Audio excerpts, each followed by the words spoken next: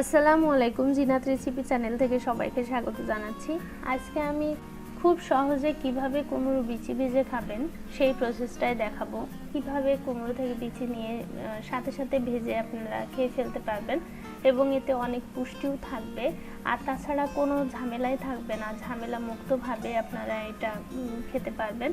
আসলে আপনারা মনে করেন হয়তো কুমড়োর বিচিটা ভেজে খাওয়া খুবই হয়তো কঠিন বিষয়, জটিল বিষয়, কারণ অনেকে রোদ্রে শুকাতে দিয়ে অনেক বড় একটা প্রসেসে এটা তৈরি করে, কিন্তু আপনারা এটা খুবই সুস্বাদুভাবে খুবই অল্প টাইমে এটা করে খেতে পারবেন। এটার জন্য কোনো রোদ্রে শুকাতে দেওয়ার দরকার হয় না। আমি আপনাদেরকে খুবই সহজে এটা কিভাবে করবেন সেই প্রসেসটাই দেখাচ্ছি। কুমড়োর বিচিটা খেয়াল রাখবেন, পাকা কুমড়ো হতে হবে। পাকা কুমড়ো থেকে আসলে বিচি নিলে বিচিটা শাঁস থাকে, কিন্তু কাঁচা কুমড়ো হলে বিচিটা শাঁস থাকে না। বিচিটা ধোয়ার দরকার নেই, গায়ে যে লেগে আছে কুমড়ো শাঁস সেটা লাগা থাকবে, কারণ একটু মিষ্টি মিষ্টি ভাব হবে, খেতে ভালো লাগবে।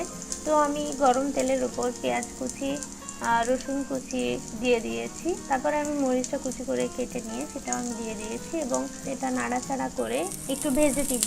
বেশি টেস্টি করার জন্য সয়াবিন তেলের থেকে সরিষার তেলটাই ব্যবহার করবেন। তারপর আমি কুমড়োর বিচিগুলো দিয়ে দিলাম।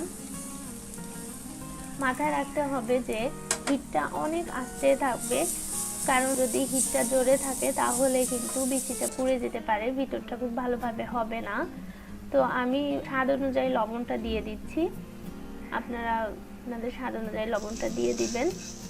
এবার আমি ভাজতে থাকবো, নাড়াচাড়া করতে থাকবো, কারণ সব দিক যেন সমানভাবে হয় সেটা খেয়াল রাখতে হবে। এই কারণে আমি একটু নাড়াচাড়া করে এটা ভেজে নিব।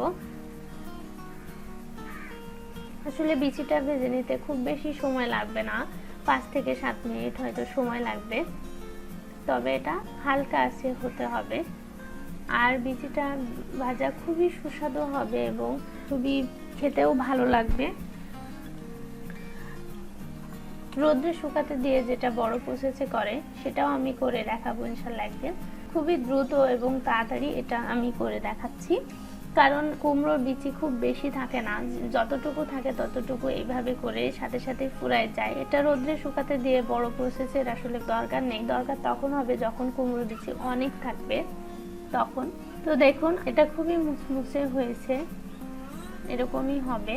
আর ভিতরের শাঁসটাও দেখুন একদম পরিপূর্ণ হয়েছে।